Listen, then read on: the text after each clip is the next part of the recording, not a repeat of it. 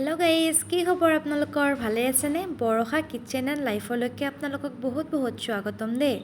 আজি মই অন্য এটা ভিডিঅ' লৈ আপোনালোকৰ মাজলৈ আহিছোঁ। আজি মাছৰ লগত অমৰা বনাম। তো চাই থাকক মই কেনেকৈ বনাওঁ। প্ৰথমতে অমৰাখিনি আৰু আলুখিনি ভালকৈ ধুই ল'ব। লৈ এইখিনি কুকাৰত দি দিব, নিমখ অলপো দি দিব ইয়াৰ লগতে, আৰু 2টা বা 3টাকৈ চিটি আহিব দিব। ধুনীয়াকৈ এইখিনি সিজাই ল'ব। এইখিনি যেতিয়া সিজি উঠিব ন, তেতিয়াহে আমি বনাব পাৰিম। আৰু প্ৰথমতে এইখিনি সিজিবৰ বাবে দি দিব। অমৰা কিন্তু খোৱা স্বাস্থ্যৰ কাৰণে বহুতেই ভাল। যেতিয়া মানুহৰ পেটৰ অসুখ হয় তেতিয়াও অমৰা খালে পেটৰ অসুখ ভাল হয় বুলি কয়। আৰু কেতিয়াবা কাৰোবাৰ ডিচেণ্ট্ৰি হ'লে তেতিয়াও অমৰা খোৱা স্বাস্থ্যৰ কাৰণে ভাল। তেতিয়াও পেটৰ বিষবোৰ ভাল হয়। এতিয়া এইখিনি ধুনীয়াকৈ আপোনালোকে মিক্স কৰি ল'ব। এইখিনি যেতিয়া মিক্স হ'ব ন, তেতিয়াহে আমি বনাব পাৰিম। নহ'লে গোটা গোটা হৈ থাকিলে এইটো বনাবৰ কাৰণে সুবিধা নহয়। সেইবাবে এইখিনি যিমান ভালকৈ পাৰে আপোনালোকে মিক্স কৰি ল'ব।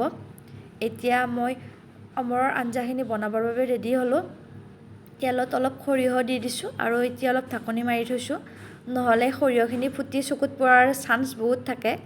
আৰু তেলত এতিয়া অলপ হালধি দি দিলোঁ। নিমখটো মই মাছ ভাজোঁতে আৰু অমৰাখিনি বইল কৰোঁতে দিছোঁ, যিহেতু এতিয়া আৰু নিদিওঁ।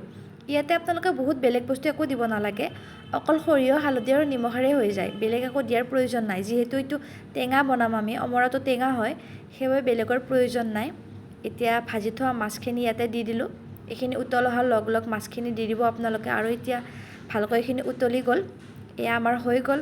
তো চাই কেনে পালে আপোনালোকে জনাব আৰু এবাৰ ঘৰত বনাই খাই চাব। ভিডিঅ'টো শেষলৈ চোৱাৰ বাবে আপোনালোকক বহুত বহুত ধন্যবাদ।